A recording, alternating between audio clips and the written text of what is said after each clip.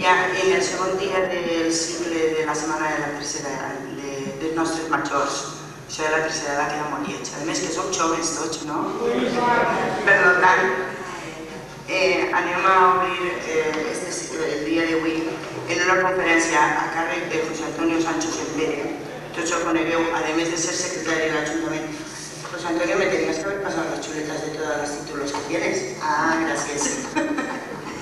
És llicenciat en Dret en 1971 per la Universitat Literària de València, diplomat i secretari d'Administració Local en Habilitació de Caràcter Nacional, diplomat i especialista universitari en Urbanisme per la Universitat Politècnica de València, acadèmic corresponent de la Real Acadèmia de Cultura Valenciana, president d'honor de l'Acadèmia Espanyola de Juristes, abogat en exercici des de fa més de 30 anys per els il·lustres col·legis d'abogats de València i Alcoi. Tots aquests títols i uns quants més que no tinc així en la joieta que m'acaben de passar són els que té José Antonio. O sigui, aquí imagineu si està enterat de tota la normativa i de totes les coses que ens puguem preocupar. El dia d'avui va parlar de la successió i el testament, perquè la normativa d'aquestes lleis han canviat un poc i entonces ens explicarà com són i què és el que n'hi ha que fer en algun cas o el que sigui. Vosaltres després ja passareu al torn de paraules i ja li pregunteu si teniu algun dubte, encara que crec que vos ho explicarà tan clar i tan bé que no farà ninguna falta. I ja ara, ja després d'això, li passo la paraula a Ximo, encara que pareix que li ha llevat part del que anava a dir. I ja ell és el que farà de moderador en esta conferència. D'acord, moltes gràcies. Bueno, gràcies, Amparo. Bon dia a tots. Avui comencem la segona conferència del cicle de conferències que hem obert esta setmana. Hem volgut triar també un tema que siga d'interès per a la tercera edat, amb un especialista en la matèria. Un poquet el ritme de la conferència va ser paregut al d'ahir. Ja sabeu que quan acabi la conferència farem un sorteig. Com està un poc de moda ara la piscina, que és nova, anem a fer un sorteig. Donarem un vale per a qualsevol dels programes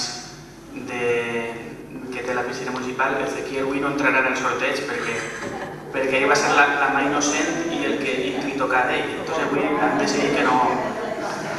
No, avui també pots entrar. Se ho va guanyar perquè estava així 20 minuts antes. Bueno, el tema d'avui, com ja ha dit Amparo, és la successió i el testament. Encara que don José ens va fer una exposició de tot el que és el tema, que crec que és d'interès per a tots,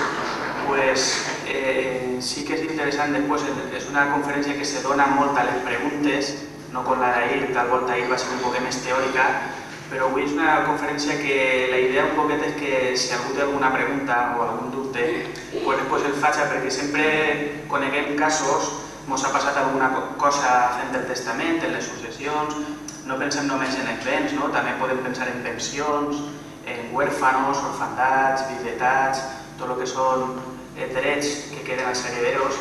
Segur que més d'un de vosaltres heu tingut algun problema en alguna herència, en alguna repartició entre germans, o conegueu algun cas o voleu fer alguna pregunta. Entonces, sí que és una conferència que se dona un poc més és més interactiva, se dona més a la participació del públic quan se faci el que és el torn de ruegos i preguntes. El que és l'exposició, doncs se farà, ara vos llegirà un xicotet guió de lo que va ser l'exposició, però sí que farem un xicotet col·loqui quan acabi l'exposició per les preguntes que tingueu més interessants. Bueno, jo, igual que vas fer ahir, si vols, només recordar-vos que està vesprada, a les 8 n'hi ha una actuació de teatre, jo sempre recordo el programa de la vesprada, del grupo Rapa Teatro del Port de Sagunt en l'obra Noche de Gala.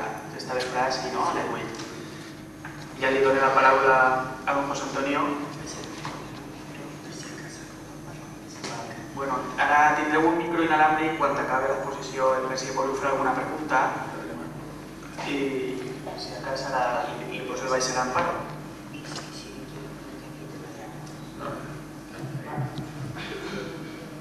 Bueno, pues, bon dia a tots.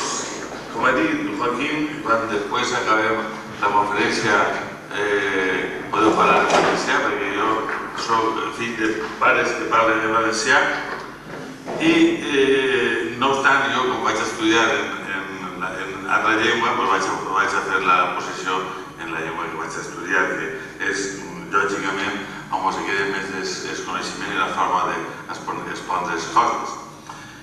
En realidad, el tema de esta conferencia, yo tengo que decir que cuando Joaquín me dijo que había que dar una conferencia para la tercera edad, tengo que decir que realmente fue una idea mía. Fue una idea mía porque yo, que soy hijo de agricultores, como normalmente sois vosotros aquí en Canet de Berenguer, sé desde pequeño, porque lo he vivido, y además luego tuve la suerte de que no solamente lo viví en mi casa, sino que luego pude estudiarlo, digamos, en la universidad, de que todo este tema, y sobre todo para el mundo de la agricultura, para el mundo rural, para el mundo que suele ser, digamos, tradicional y conservador, pues todos estos temas son unos temas que están permanentemente subyacentes en la familia. Siempre salen. Yo recuerdo cuando era pequeño en las conversaciones familiares, pues sería, bueno, escolta, y la tía, aquí le deis a la fueta. Bueno, pues no sé, no sabes si la tía cabe, que si no te fís, entonces lo normal es que sigan para un rato, pero tenéis que portarse bien, porque si no ya sabemos lo que pasa esto, claro. Es decir, yo he podido vivir esto en mi familia y luego pues tuve la suerte de poder estudiarlo y quizás pues entenderlo un poco mejor. Indudablemente, dentro de la vida de las personas, pues hay un momento que también es importante y que hay que pensar en el mismo, digamos, que es el momento en que se produce la sucesión, el momento en que se produce el fallecimiento, y entonces resulta que esa persona pues se convierte en causante, como dice la ley, el causante, el de cuyus, y hay otra serie de personas que se convierten en herederos. ¿Y qué es la herencia? Bueno, la herencia, y esto sí que es importante que lo tengamos siempre en cuenta, pues la herencia realmente no es lo que a primera vista siempre nos pensamos, porque la herencia no solamente las cosas buenas que podemos tener, digamos, por causa del fallecimiento de un familiar, de un amigo o de cualquier otra persona, sino que realmente la herencia es el conjunto de bienes, de derechos y de obligaciones que forman el patrimonio de una persona y que ésta deja, digamos, después de su muerte. Hasta tal punto, y con esto, digamos, pues ya cerramos el concepto de que la herencia puede ser positiva o negativa. Si los bienes y los derechos son más grandes que las obligaciones, pues tenemos una herencia positiva, como normalmente suele ser la mayoría de las herencias. Pero eso no quiere decir que todas sean así. También hay herencias negativas. Hay herencias que por muchas razones, que todos los podéis imaginar, pues resulta que las obligaciones son más grandes que los bienes y los derechos suman más. Y como realmente la herencia es la transmisión de un patrimonio, en el concepto de patrimonio, también el concepto de patrimonio parece que sea lo bueno, ¿no? Pues el patrimonio, digamos, es también lo bueno y lo malo, es también los bienes y los derechos, pero también las obligaciones, es decir, los créditos, lo que uno debe y demás. Luego comentaremos de que en el caso de estas herencias, que son, digamos, de un contenido patrimonial negativo, pues ocurre que la ley nuestra, aunque es bastante antigua, pero se basa, digamos, en toda la tradición histórica del derecho romano, pasando por el derecho visigótico, por el derecho, digamos, de los fueros medievales y demás, pues tiene unas instituciones previstas que permiten no aceptar la herencia cuando ésta es negativa, que es lo que se llama, digamos, el derecho de aceptar la herencia a beneficio de inventario o con derecho de deliberar, que más o menos significa que cuando una persona ve que una determinada herencia, determinado patrimonio de la cual es heredero, digamos, puede ser negativo, pues entonces le permite hacer previamente a aceptarlo un estudio de la misma y entonces decidir si le conviene aceptar o repudiar esa herencia. Estos son los derechos de deliberar y aceptar la herencia a beneficio de inventario. Pues bien, una vez que hemos hablado de que la herencia es ese conjunto de bienes, derechos y obligaciones que una persona deja, digamos, después de su muerte, vamos a ver cómo se puede acceder o distintas formas como uno puede arreglar esa herencia. Y sustancialmente, pues hay dos formas. Una testamentaria, es decir, cuando uno hace el testamento, digamos que ahí prevé todo lo que él quiere prever, muchísimas cosas de su herencia. Y otra forma es, digamos, cuando uno hace el testamento por muchas razones, porque no quiere, porque no le interesa, porque considera que no es necesaria y no va desencaminado tampoco, porque como veremos, cuando una persona no hace testamento, entonces la herencia, digamos, pasa a una serie de personas por declinación de la ley.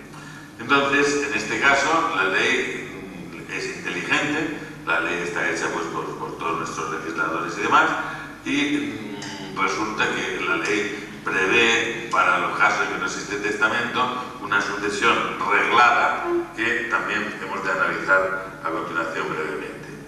Hablemos un poco primero del testamento. Realmente, de esta conferencia, pues yo lo que quisiera resaltar es más o menos esta idea. Es decir, bueno, si queréis hacer testamento, hacerlo. Realmente las cosas, digamos, quedan mucho mejor atadas, porque uno en el testamento pues puede decidirlo todo. Yo os voy a decir una cosa, el testamento no es cuestión, digamos, de gente muy mayor y demás. Yo en este momento, hace más de 20 años que tengo hecho el testamento.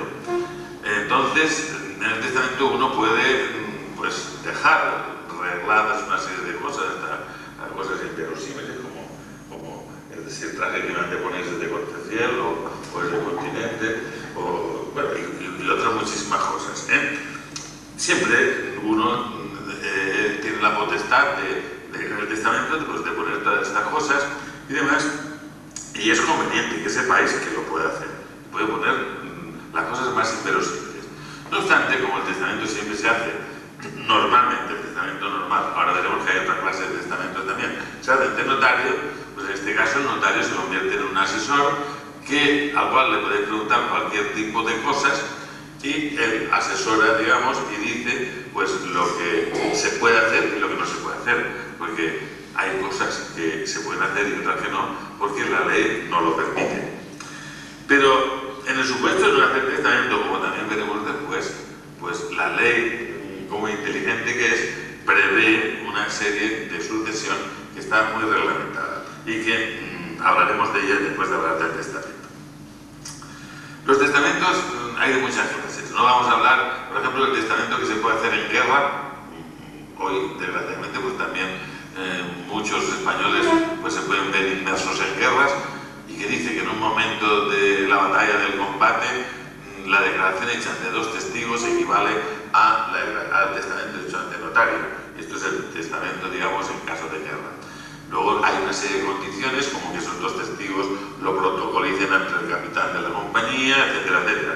Pero bien, lo normal es que nosotros no nos encontremos y toquemos madera, digamos, en una de esas circunstancias. Existe el testamento marítimo, por ejemplo, cuando uno va en un buque o en una aeronave y puede hacer testamento entonces ante el capitán de la misma. Existe el testamento hecho en el país extranjero, es decir, cuando uno no vive en España, pero quiere testar, también se puede hacer, en este caso ante el cónsul, embajador o habilitado de España en ese país extranjero en que uno se encuentra, trabaja, o incluso a lo mejor hasta toda la vida allí, pero sigue siendo español de origen y quiere, digamos, hacer su testamento. Pero lo normal, aparte de estos testamentos, digamos, un poco sui generis, un poco raros, digamos, lo normal es que los testamentos sean los que se hacen ante notario. Ante notario hay dos clases de testamentos, que son el abierto y el cerrado. El abierto significa que se hace una declaración de voluntad abierta hasta el punto que en ese momento, además del notario, hay dos testigos. Los testigos normalmente se cogen a las personas que estén en ese momento en la notaría, porque es muy difícil encontrar testigos para eso. Hay dos testigos, digamos, que también dan fe y que saben, esos dos testigos saben, porque el que testa, digamos, declara su voluntad de una forma abierta y de una forma que todo el mundo lo puede oír, ¿sabe? Y que todo el mundo sabe, por lo tanto, en el testamento abierto, qué es lo que quiere el testador, a quién le deja sus bienes y cómo dispone, digamos, las cosas para después de su fallecimiento. Contrariamente está el testamento cerrado. El testamento cerrado sería igual ante notario, pero el testador va con un documento redactado, cerrado, por eso se llama testamento cerrado, que entrega al notario y lo único que hace es manifestarle al notario que lo que va ahí dentro, digamos, el contenido contenido es su voluntad. El notario, digamos, hace también un acta notarial, pero en ese caso nadie sabe, digamos, cuál es el contenido del testamento. Entonces sería el testamento cerrado. Y luego, en último lugar, hemos de mencionar el testamento hológrafo. Dice el Código Civil, que es el que regula en su libro tercero y título tercero, el tema de la sucesión de los testamentos, de que una persona puede hacer testamento bastando para ello que lo manifieste por escrito de su propio puño y letra, y en ese escrito simplemente lo importante es que todo esté escrito de su propio puño y letra, que tenga la fecha, incluso se recomienda que la fecha, en vez de estar en cifra, esté en letra, puesto que la cifra puede sufrir alguna alteración, es más fácil de cambiar un número que una letra. Es un 16, pues puede ser un 6, se pone una raya delante, se convierte en 16, sin embargo si tú pones 16, pues es más difícil de cambiar, y que tenga la firma. Realmente con esos requisitos una persona puede hacer testamento, y este testamento es igual de válido que el testamento abierto o que el testamento cerrado hecho ante notario. Lo único que pasa es que ese testamento, que normalmente hológrafo que se llama, es decir, hecho con la misma letra del testador, que normalmente el testador pues habrá dejado en un cajón, habrá dejado en un sobre y demás, después de su fallecimiento se tiene que llevar y protocolizar ante el notario. Protocolizar es un notario de fe de lo que dice, cómo lo dice, y que lo incorpore, digamos, a su protocolo, y ese testamento hológrafo es igualmente válido. Realmente los requisitos son muy pocos, ¿eh? Por ejemplo, uno puede decir, dejo a mis hijos de todos mis bienes, ponerle la fecha y la firma. Es un testamento perfectamente válido. O dejo todos mis bienes a mis hijos, como herederos, o mis sobrinos, y como legado la casa de tal, pues a mi otro sobrino fulano. Y ese testamento con la fecha y la firma, hecho con el propio puño y letra del testador, también es igualmente válido. Muy bien, y esto sería, digamos, el mundo del testamento. Uno quiere preverlo todo bien y entonces hace testamento de cualquiera de las clases que hemos visto. Sin embargo, el tema, por ejemplo, de hacer un testamento hológrafo puede tener algunos inconvenientes, cosa que no tiene, por ejemplo, también el inconveniente lo tiene el testamento cerrado, pero no tiene ese inconveniente el testamento abierto. ¿Por qué? Porque muchas veces nos podemos equivocar. Y yo voy a decir una cosa, yo precisamente para hablaros un poco de este tema, como hacía muchos años que este tema no lo reestudiaba, aunque otra cosa es la práctica, la casuística, que permanentemente pues tenemos los abogados en nuestros despachos. Sin embargo, me he dado cuenta de que hay muchas cosas que se me habían olvidado y me ha servido muy bien refrescar la memoria, porque hay muchas veces en que nosotros creemos que podemos hacer una cosa, sin embargo, a lo mejor no la podemos hacer porque la ley lo impide. Y entre muchas otras cosas, pues en este caso tenemos el tema de las legítimas. Es decir, uno no puede hacer con sus bienes todo lo que quiera, sino que debe de guardar una serie de reglas porque son una serie de derechos que tienen en este caso lo que se llaman los herederos legitimarios. Por eso precisamente cuando uno va a hacer testamento, indudablemente se hace el testamento abierto ante notario, pues la ventaja que tiene es que el notario, que sí que se sabe todo esto muy bien, porque está haciéndolo todos los días y porque además lo estudia intensamente, pues puede decirnos, ojo, realmente así como usted lo quiere hacer no se puede hacer, porque esto usted se está pasando y usted está dándole más a esta persona que a esta otra, cuando realmente con arreglo a la ley pues no le puede dar más a esta que a otra, o al revés. Oiga, usted quiere dar más a esta que a otra, pues mire, usted le puede dar a esta más, tanto más. Y de esa forma tenemos en el testamento abierto, es decir, tenemos una ventaja que es que el notario nos asesora, nos dice si nos estamos pasando o no. En los otros casos que hemos visto, pues a lo mejor hacemos un testamento hológrafo y metemos la pata, porque precisamente no podemos saltar el derecho de algún heredero legitimario. Y por eso, a continuación, quiero llamaros la atención un poco sobre lo que son las legítimas. Las legítimas simplemente significa que hay una serie de personas que tienen derecho a una determinada parte de la herencia, de tal forma que esa parte no se les puede quitar. Tendríamos una parte que está atada por la ley y que eso es la legítima, y luego pues todo el resto que ya digamos, está sujeto simplemente a nuestra voluntad, y nosotros podemos decidir sobre ello como queramos. Muy bien, las legítimas son tres.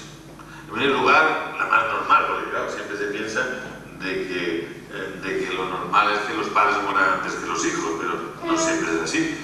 La primera, digamos, es el derecho o la legítima que tienen los hijos sobre los bienes, sobre la herencia de los padres. Entonces, los hijos tienen derecho siempre a los 2/3 del caudal hereditario, del caudal relicto, es decir, del caudal aquel de la herencia que sería, una vez sumados los bienes más los derechos, menos las obligaciones, por supuesto. Bueno, pues en esa ecuación de bienes más derechos menos obligaciones, pues queda una cantidad X, que eso es lo que llamamos el caudal relicto, es decir, lo que realmente queda.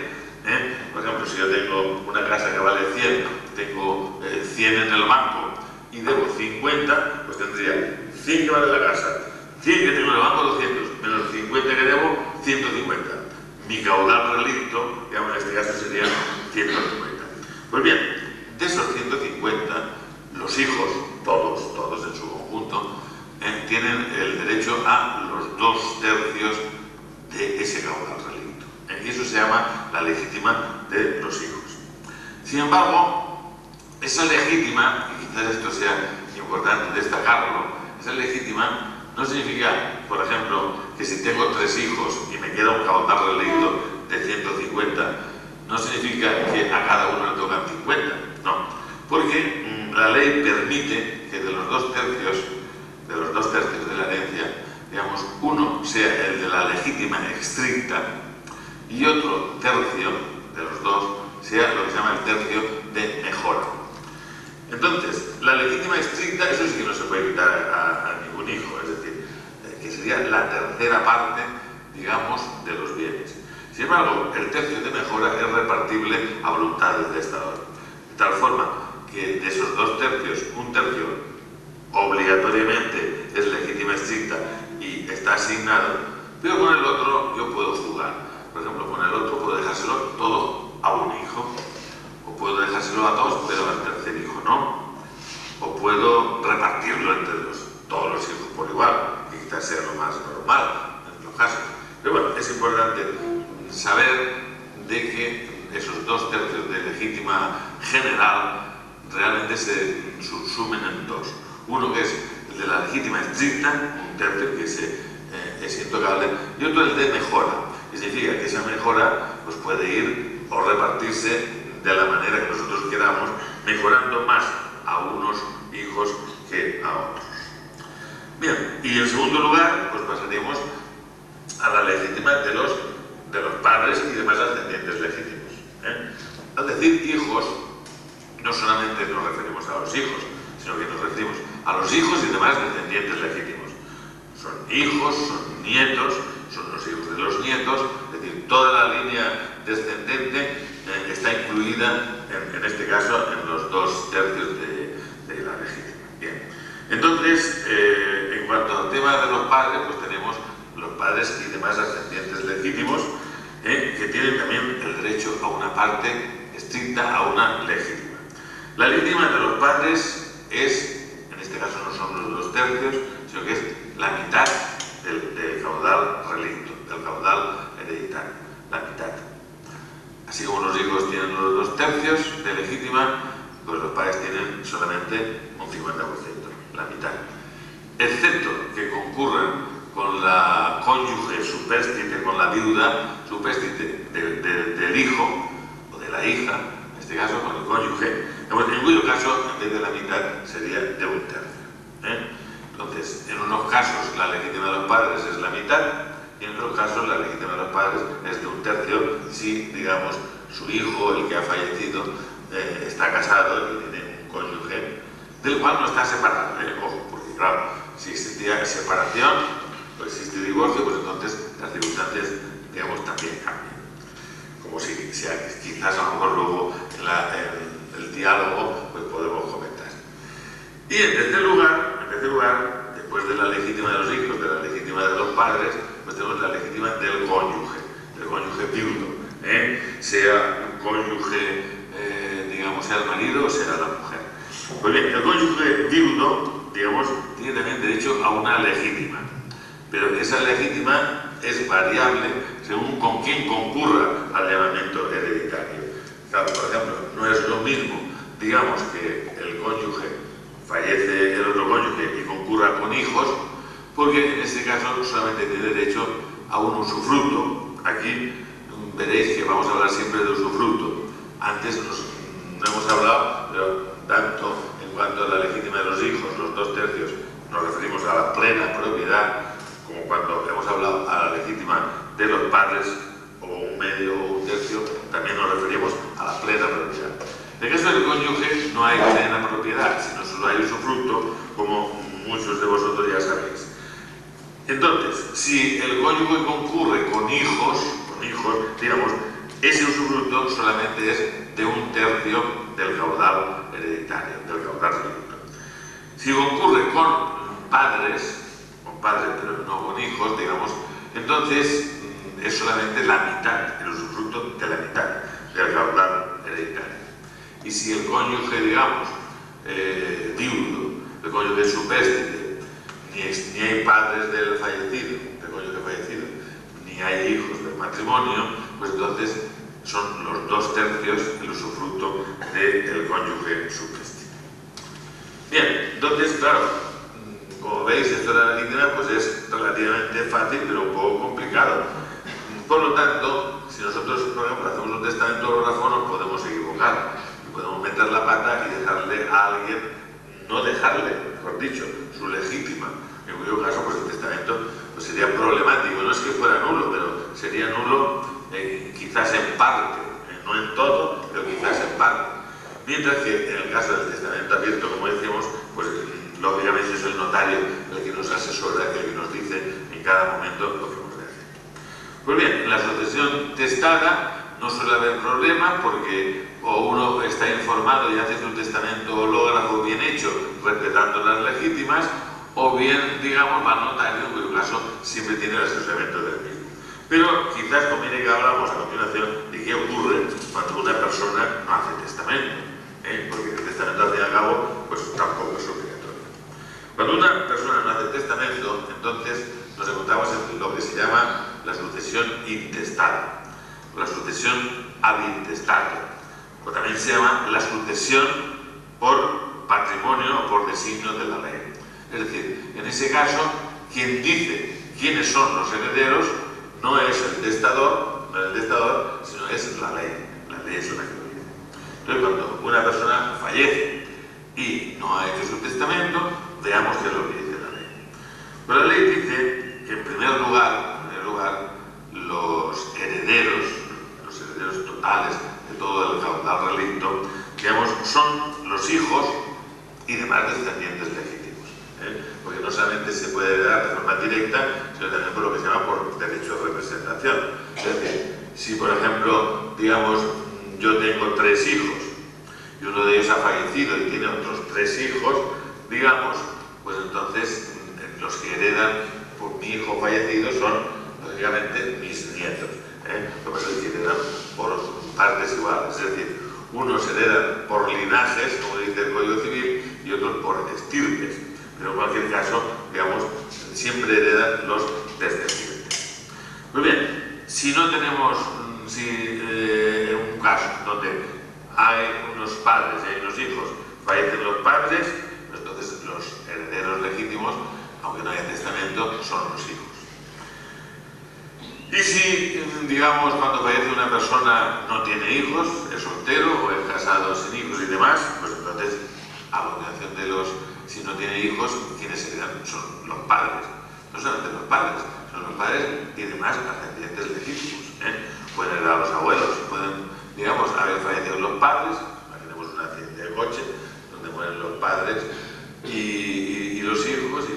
abuelos, en cuyo caso, digamos, pues los herederos pueden ser no los padres, sino los abuelos. Pues en segundo lugar, la ley, cuando no hay hijos, cuando no existen hijos, también puede ocurrir que existan y tengan alguna causa de desheredación. De eso a lo mejor quizá conviene también que luego hagamos una breve pincelada de lo que es la desheredación. Pues entonces los que heredan son los padres. Y si no hay padres ni hay hijos, o mejor dicho, por el orden que lo dice la ley, si no hay hijos ni hay padres, pues en tercer lugar quien hereda es el cónyuge. Estas son cosas que han ido cambiando, no quiere decir que siempre han sido así. Por ejemplo, digamos que el tema del cónyuge, pues realmente fue un tema el cónyuge antes que los colaterales, que los sobrinos o los tíos, por ejemplo, pues fue una reforma que tuvo el Código Civil, digamos, sobre los años 70. Pero hoy en día, en tercer lugar, si no hay hijos ni hay padres, pues entonces hereda el cónyuge. El cónyuge supéstite, digamos, hereda. Ahora bien, como ya apuntamos antes, no los separados, no en el caso de separación.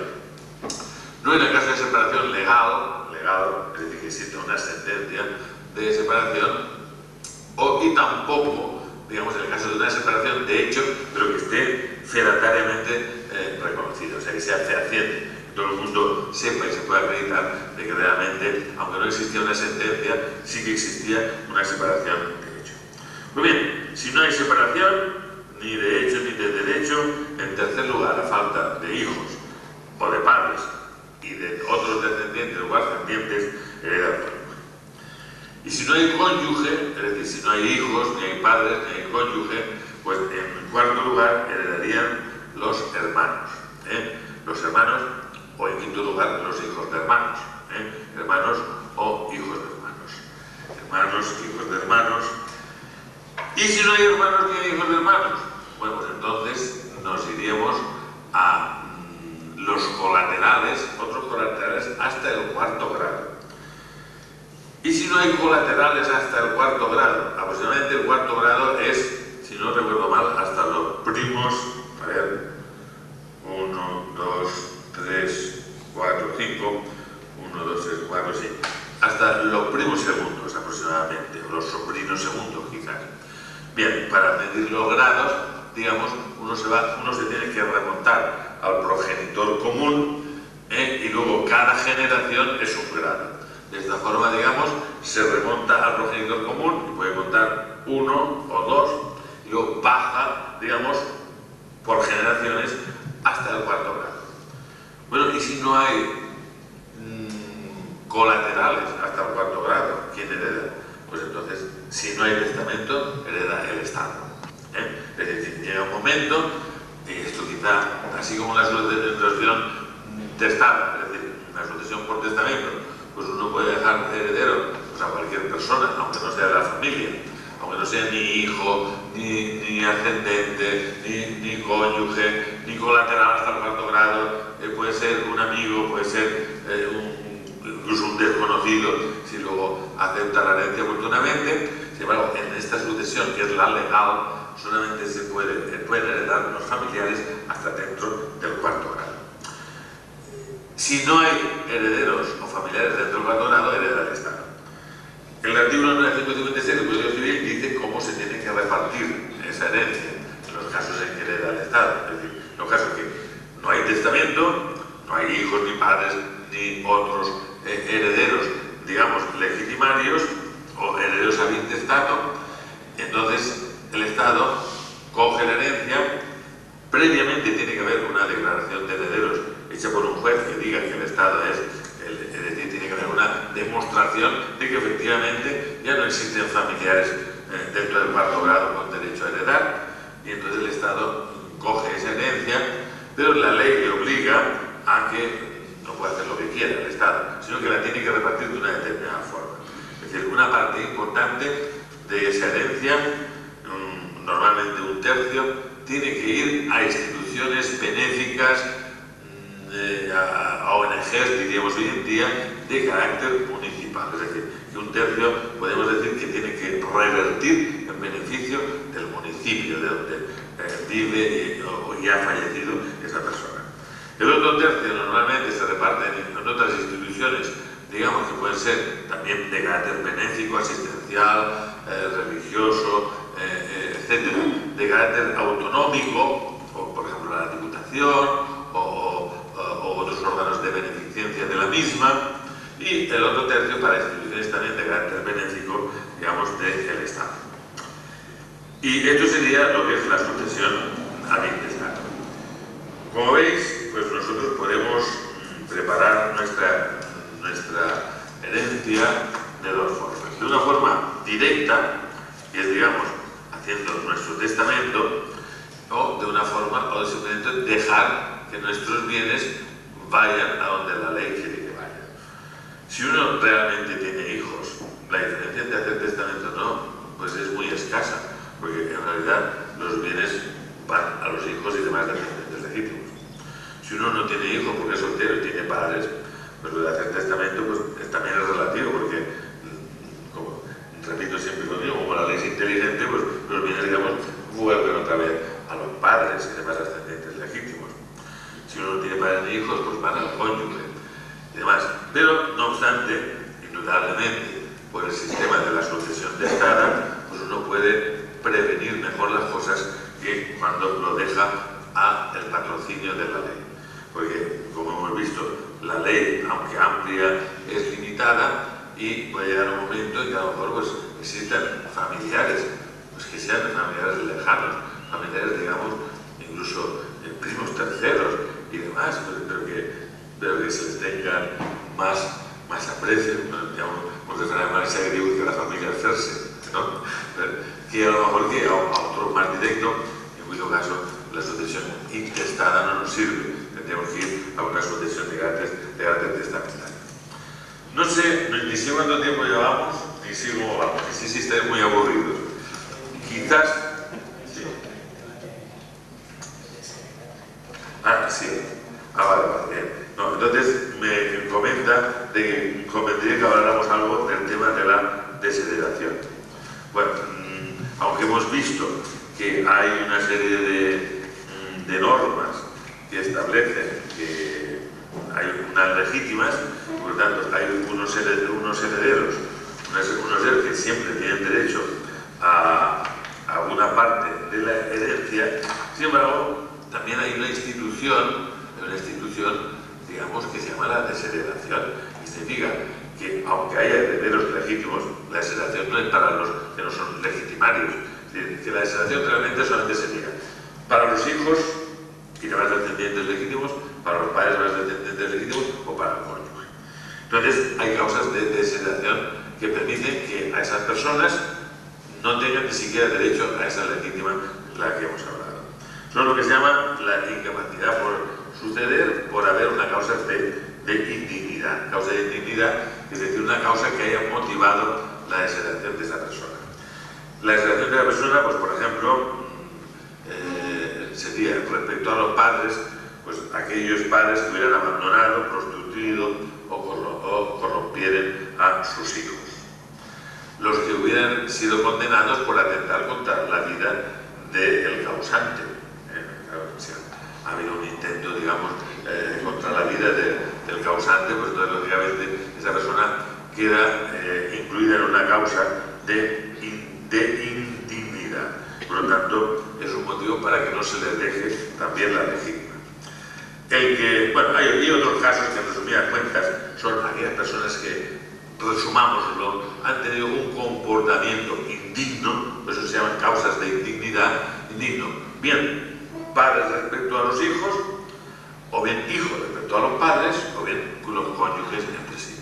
Entonces, en esos casos, que si alguna vez pues una persona se encuentra en uno de ellos, pues lo que debe hacer es consultarlo estrictamente. Todas estas cosas, lógicamente, luego siempre se tiene que consultar para saber si estamos acertados o no. Pues entonces es motivo para la desheredación. Es decir, para que esa persona, que en principio tiene derecho a una legítima, por estar en causa de indignidad, pierda ese derecho a la legítima.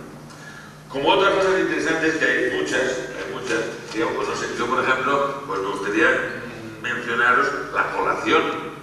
Por ejemplo, habréis oído muchas veces, bueno, ¿y por qué saca esto a colación? Es decir, ¿a qué viene esto, porque normalmente la colación no le gusta a nadie. Y os voy a explicar lo que es la colación, porque la colación es muy importante. Es decir, cuando estamos hablando de las legítimas, puede resultar que de esos 150 que yo tengo 3 hijos, resulta que yo a mi hijo ya le di una casa que valía 50. De ti, no les digo le vendí. Si vendí, es decir, que es una cesión de carácter oneroso, entonces no. Pero si le di, es decir, de forma gratuita o lucrativa, le regalé, le di, donación, entonces esa casa se saca a colación. Saca a colación significa, un momento, fulanito ya recibió de su parte tal cantidad. Y entonces es lo que se llama sacar a colación. Y todos los bienes y todos los derechos que una persona haya obtenido por donación o por cualquier forma gratuita, entonces eso es colacionable. Claro, lo que pasa es que normalmente la colación no le gusta a nadie. Cuando se la sacan, dice, hombre, ahora me saca esto a colación. Bueno, pero normalmente la ley dice que lo que se ha dado es colacionable. Y se puede, por lo tanto, considerar como una entrega a cuenta de la herencia. Y no sé qué más hemos hablado de las... Bueno, quizá hay un tema también interesante, si hacéis testamento, que es el de los albaceas. Los albaceas o contadores partidores.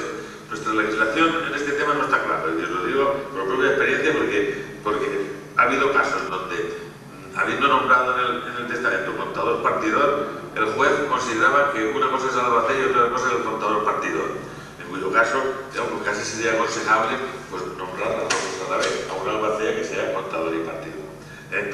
¿Qué es esta figura del albacea? Pues el albacea, digamos, más o menos es como una persona de confianza del testador que éste deja encargado del reparto de la herencia, de tal forma que ese reparto se haga con arreglo, primero, a ley, porque claro, la ley no se puede saltar, no se puede truncar, y en segundo lugar, que se haga también con arreglo a la voluntad del testador, porque el testador puede haber dicho muy bien, yo de mis bienes quiero dejar tal cantidad, pues para que se hagan misas, sufragios, para que se done a las hermanitas de los pobres, para que se done a la iglesia, para que se done a una ONG o para que se done a la Cruz Roja. Entonces, ese albacea lo primero que tiene que hacer es preocuparse, digamos, de organizar merecidamente todo lo que el testador ha dejado en su testamento y hacerlo cumplir. En primer lugar, lo primero que tiene que hacer cumplir, digamos, pues es incluso el pago del sepelio, el pago de los funerales, el tipo de funerales, el tipo de sepelio que ha querido el testador, etcétera, etcétera. Bien, eso es la figura del albacea. Cuando uno testa, pues puede nombrar a una persona albacea, normalmente pues se nombra a una persona de la máxima confianza del testador, que tampoco hace falta que sea un perito en leyes o un técnico en ley. Muchas veces los albaceas siempre aparecen como albaceas, digamos, los abogados, pero no es necesario. ¿Por qué? Porque cuando ese albacea va a ejercer su cargo, si él no entiende alguna cosa, lógicamente siempre puede buscar el asesoramiento del abogado, del técnico en la materia, que le asesorará. Y esto, digamos, sería la figura del albacea, porque cuando uno hace testamento, pues puede prevenir esta figura o no prevenirla. Que lo sepáis todos, no obstante de que sí que la podéis prevenir. Y luego, como punto final, aunque ya lo hemos contado al principio, y luego pues pasamos a comentar cosas que consideréis de interés, pues está el tema de que la herencia, precisamente porque es un conjunto de bienes, derechos y obligaciones, no es obligada, es decir, el heredero siempre hay que instituir a uno o varios herederos, es decir, cuando uno hace testamento la palabra heredero tiene que aparecer necesariamente, si eso lo grabó también, puede aceptar o no aceptar la herencia. Entonces la ley le da un tiempo, en el caso de que lo vea dudoso, imaginamos por ejemplo el caso de una persona que sí tiene una vida mercantil, una vida de negocios, pero a última hora pues también tiene una serie de deudas, una serie de obligaciones, y entonces el heredero no sabe si realmente le va a quedar o le va a sobrar o le va a faltar, y tendrá, en cuyo caso, si aceptara la herencia tendría que ponerlo de su bolsillo. Pues entonces puede hacer uso de este derecho, que se llama el derecho de aceptar la herencia a beneficio de inventario, es decir, Cuando yo haya hecho el inventario y vea si me queda o no me queda, puedo aceptar o repudiar la herencia. Y esto, digamos, es una cosa que también hay que tener en cuenta. Luego, había otro tema que también os quería comentar, porque creo, vamos, yo he influido identificado con vosotros por mi tradición agrícola. Había otro tema que os quería comentar, pero ahora se me ha ido un poco santo al cielo. Pero bueno, quizás en el tema de la conversación o del diálogo que podemos tener ahora, pues a lo mejor me sale este tema u otro que podáis sugerir. Bueno, muchas gracias, José Antonio. Yo me gustaría que alguna vez alguno de vosotros estuviera aquí arriba, porque realmente se nota que cuando hay un buen orador y un tema interesante, se os nota en la cara a todos. Estabais que os faltaba que os abriera la boca. Se nota que, vamos, que el tema da mucho de sí. A mí se me ocurren 1000 preguntas que hacerle a don José. Supongo que vosotros también tendréis alguna pregunta que hacerle. Yo, si queréis, voy a abrir el turno de ruegos y preguntas con una que me ha venido ahora sobre el ritmo de la conferencia, pero vamos, si queréis, pues ahora es la oportunidad de hablar con un experto en la materia. Yo, bueno, tengo un montón de preguntas que hacerle, ¿no? Y no estoy pensando en hacer testamento, ni mucho menos, pero ahora mismo, antes, José Antonio había comentado que, bueno, pues en el caso de un causante, ¿no?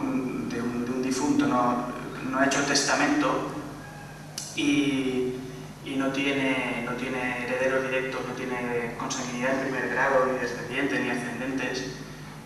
Este señor fallece y, sin embargo, si tiene unos sobrinos que viven en otra provincia, por ejemplo, el señor ha muerto aquí en Valencia y vive en Cádiz, ni lo conocen, ni sabían que ha fallecido. ¿Hasta cuándo tienen esa familia extensa? ¿Hasta cuándo tiene de tiempo para reclamar la herencia, si es que le corresponde? Porque nos han comentado antes que en caso de que no hayan herederos, sería el Estado quien hereda. Pero el Estado también tiene la obligación de avisar a esos posibles herederos que tienen ahí una herencia para reclamar, o en caso de que ellos no la reclamen, el Estado se lo queda todo. ¿O hasta cuándo tiene tiempo esos posibles herederos para decir, dame mi parte, ¿no? Porque yo ahora, por ejemplo, me puedo enterar que se murió un tío mío hace 6 años en Zaragoza, que yo ni sabía que tenía, y se quedó la herencia del Estado. Y resulta que yo quiero reclamar mi parte porque, es decir, existe la posibilidad de reclamar esa parte. ¿Hasta cuándo? Bueno, pues sí, realmente es un tema que me he dejado en el tintero, pero que está previsto en la ley. Lo he apuntado un poquito cuando he dicho que el Estado no puede así tranquilamente hacerse con los bienes, sino que previamente tiene que existir la declaración judicial de herederos. Pues bien, esto que he dicho para el Estado está aplicable para todas las herencias. Es decir, tiempo, pues realmente no hay tiempo, puede haber pasado muchos años, o que si han pasado muchos años, lo malo es que a lo mejor ya no queda nada, porque las cosas, digamos, se habrán perdido. Pero vamos, teóricamente, digamos, no hay tiempo, porque el tiempo, digamos, nace desde el momento que se hace la declaración de herederos. Entonces, como la declaración de herederos es un requisito que antes era judicial y ahora se hace más bien de forma notarial, digamos, pero que en cualquier caso, siempre se tienen que tomar una serie de medidas. Resulta que cuando se hace la declaración de herederos, pues se piden las partidas de nacimiento de la persona, digamos, que ha fallecido. Se pide, digamos, su certificado de matrimonio si existe, el certificado de matrimonio de sus hijos, de cualquier persona que pueda tener derecho a la herencia. De forma que cuando ya se hace la declaración de herederos, y eso es un acto formal, acto de declaración de herederos, entonces ya se ha avisado, podríamos decir, a todas aquellas personas que, cuando ver la ley, tienen derecho a avisarse. Y siempre pueden haber fallos y siempre pueden haber errores, en cuyo caso se tendría que subsanar. No, lo normal es que en ese procedimiento formal y legal que se llama la declaración de herederos salga todo lo que tiene que salir salgan todos los que tienen derecho y por lo tanto, pues a partir de ese momento, pues los que tienen derecho son aquellas personas que aparecen en la declaración de herederos. Pero si una persona fallece y no se ha hecho nunca declaración de herederos, pues en cualquier momento se puede hacer. Bueno, muy bien. Si algú té alguna pregunta, pues li la pot fer a... Bueno, mientras lo pensáis, hay una cosa que sí que me he dejado y también quiero deciros. Y es, porque muchas veces lo habréis oído, la diferencia que hay entre herencia y legado, o entre heredero y legatario. Bueno, pues es muy sencillo. El heredero, y esto es una institución de nuestro derecho civil, siempre tiene que haber un heredero. En cualquier caso, tiene que haber una persona o personas, uno o varios, pero siempre tiene que existir la palabra heredero en un testamento. Mi heredero o mis herederos, estos. Pero luego pueden aparecer los legatarios. ¿Y quiénes son los legatarios? Estamos hablando, en este caso, de la sucesión testada por testamento, porque en la intestada, digamos, solamente hay herederos. Bien, pues los legatarios son aquellas personas a las que nosotros les queremos dejar alguna cosa concreta o determinada, no, pero sin embargo no son herederos. Por ejemplo, yo puedo tener 3 hijos, es decir, yo nombro herederos universales a mis 3 hijos. Ya saben que ellos son los herederos universales de todo. Pero luego digo, como legado, dejo el campo que tengo situado en la partida de Granollers a, pues no sé, a lo mejor es un primo mío, o una prima, o una sobrina, o un sobrino, o es la iglesia, o es la Cruz Roja Española, o la Asociación contra el Cáncer. Y entonces eso lo dejo como legado. Es decir, el legado es cuando se deja una cosa concreta y determinada para una persona, o grupo de personas, o asociación, etc., entonces eso es el legado. Bueno, y quiero deciros como cosa curiosa que pueden haber legados más grandes que las herencias. Claro, porque yo puedo dejar como legado cosas que, digamos, que tengan un valor tan sustancioso o más que la propia herencia. O sea que en algunos casos, no siempre, puede valer más ser legatario que ser heredero. Bueno, pues nada, mirad a ver si me he dejado algo en el tintero y lo podemos comentar. Pues también quiero deciros una cosa, si cualquier duda que tengáis sobre este tema se os suscita cuando hemos terminado la conferencia, no os preocupéis, porque Joaquín ha hecho una presentación muy buena y me ha dicho muchas cosas halagadoras, etc. Pero yo os tengo que decir que cualquier cosa de esta también se la podéis preguntar a él, porque lo sustancial también lo sabe. Y si no lo sabe, pues entonces yo le echaré una mano. Bueno, yo voy a lanzar otra pregunta, a ver si, supongo que, bueno, todos os la habréis planteado a lo mejor alguna vez, habréis conocido algún familiar, algún amigo, o algo, lo habréis visto incluso hace poco en una folclórica famosa de este país, pues se dio el caso también, ¿no?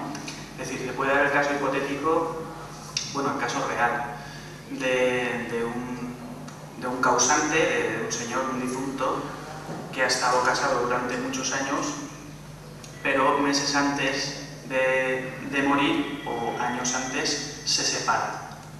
Incluso puede que se separe y se divorcie y vuelva a casarse y luego fallezca. Mi pregunta es, ¿qué derechos quedan sobre la primera viuda, que es ya exmujer? ¿Qué derechos quedarían sobre la segunda? Si son los mismos, si son diferentes, si la segunda viuda tiene derecho a la misma pensión que la primera, o hasta dónde llegan el repartimiento de bienes y de derechos sobre esas dos mujeres. Porque uno de los derechos que queda es la viudedad, la pensión de viudedad. Puede cobrar pensión de viudedad la primera viuda, y la segunda, ¿en qué cuantía? O sea... Bueno, en cuanto al tema de lo que sería la legítima, pues ya hemos dicho antes que el cónyuge, digamos, separado, carece de legítima, porque separado carece de legítima. Pero aparte, digamos, de los bienes pensiones, la pensión concretamente de viudedad. Entonces el tema que se ha suscitado durante muchos años ha sido quién cobra la pensión de viudedad, si la primera mujer o si en el supuesto de que haya habido una separación y luego un divorcio y ha habido otra segunda mujer, pues quién cobra de esas dos la pensión.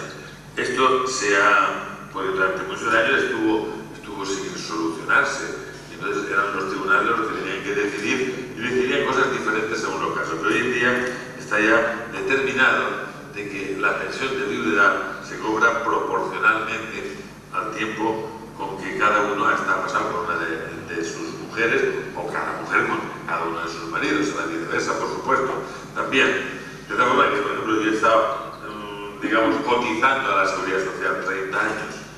He vivido 20 años con la primera mujer. Luego he estado 5 años sin casarme y otros 5 que me he vuelto a casar con una segunda mujer. Digamos, entonces se hace un reparto proporcional. Los primeros 20 años, si de 30, 20 lo cobraría la parte proporcional la primera mujer y el resto, aunque en este caso solamente haya estado casado 5 años, todo el resto los acrece la segunda mujer, es decir, la mujer con la que se vive en el momento del fallecimiento.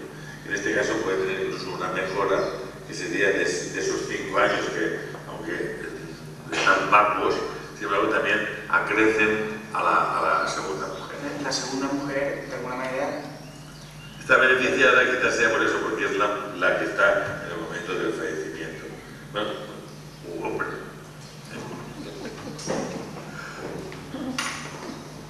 Bueno, si algú té alguna pregunta y si no, pues pasarem. En el caso de los desheredados, de los padres pueden desheredar a un hijo, cuando comenta que no puede desheredar por una causa indigna, si no existe causa indigna, no puede desheredar igual. Nunca le pueden privar de su legítima. Aunque sea una causa indigna. No, si es indigna, sí. Si existe una causa de indignidad, como por ejemplo puede ser que el hijo haya maltratado a los padres y existe una sentencia, aunque sea un juicio de faltas, pues el juicio de faltas no es nada, un juicio de faltas es una bofetada, pues puede ser motivo de indignidad y motivo de desheredación. Sí, sí.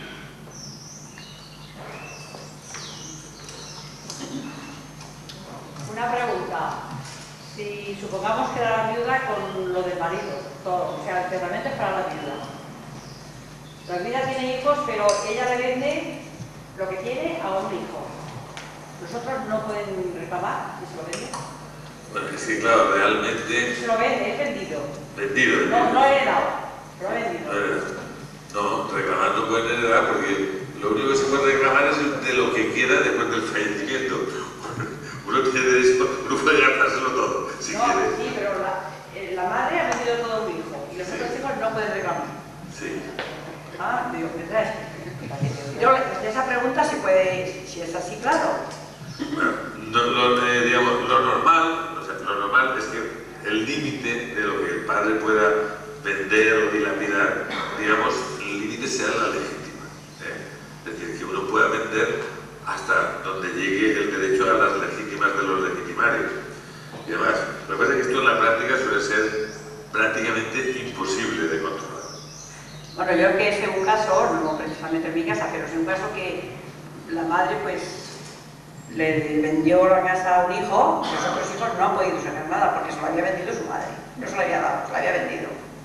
Claro, eso es lo que suele ocurrir. De esta manera, ya sabemos que muchas veces... Se había vendido para que los otros hijos no cogieran nada.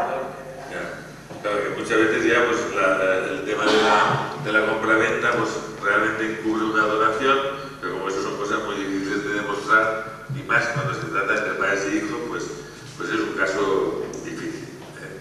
Bueno, porque me gusta eso.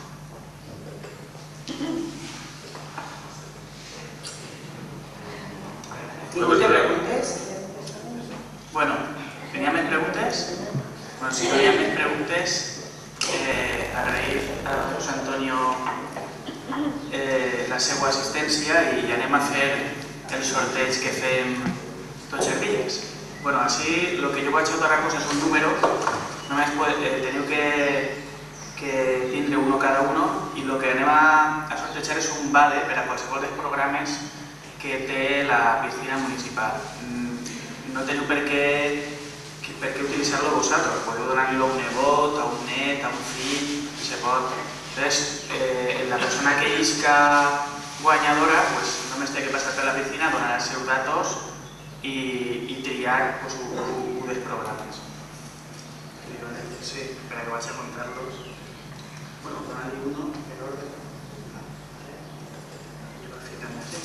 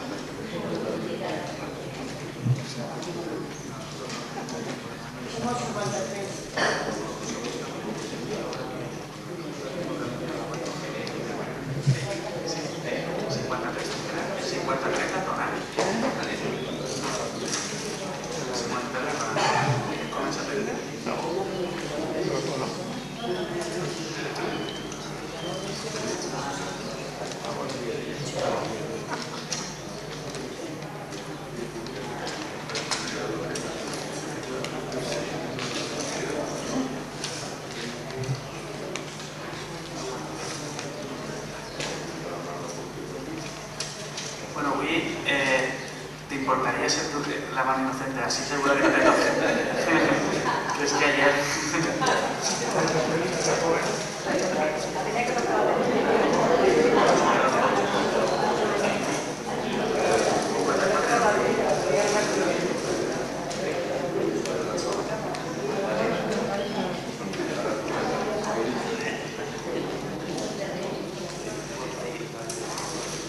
Això quasi és un sorteig ante notari de casa.